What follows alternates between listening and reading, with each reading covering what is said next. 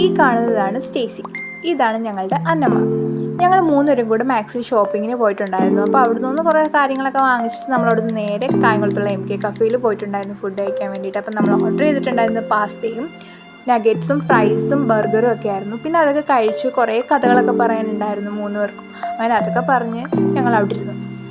കാര്യം പറഞ്ഞാൽ ഒരു അവസാനം ഇല്ലാതെ തന്നെ ഞങ്ങൾ നേരെ കായംകുളത്തുള്ള കൂട്ടുംവാതിക്കലോട്ടാണ് പോയത്. കുറച്ച് പ്രകൃതി രമണീയമായ കാഴ്ചകളൊക്കെ കണ്ടിരിക്കാമെന്ന് വിചാരിച്ചു. അവിടെ നമ്മൾ അത്യാവശ്യം കുറേ നേരം ടൈം സ്പെൻഡ് ചെയ്തിട്ടുണ്ടായിരുന്നു.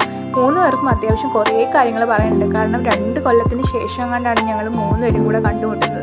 അപ്പോൾ കുറേ വിശേഷങ്ങൾ പറയാനുണ്ടായിരുന്നു. ഒരാൾ അയർലൻഡും ഒരാൾ ബാംഗ്ലൂരും വർക്ക് ചെയ്യാണ്. അപ്പോൾ അവിടുത്തെ കുറേ വിശേഷങ്ങളൊക്കെ പറഞ്ഞിട്ട് ഞങ്ങൾ നേരെ തിരിച്ചു പോവാം. ഈ കാണുന്ന ആനക്കുട്ടി സ്റ്റേസിക്ക് ആൻ വാങ്ങിക്കൊടുത്തതാണ്. പിന്നെ ഈ വൈറ്റ് ഷീപ്പ് എൻ്റെ ആട്ടോ, എനിക്ക് അവൾ വാങ്ങി തന്നതാണ്. പിന്നെ അവിടെ ഞങ്ങൾ വീട്ടിലോട്ട് പോവാണ്.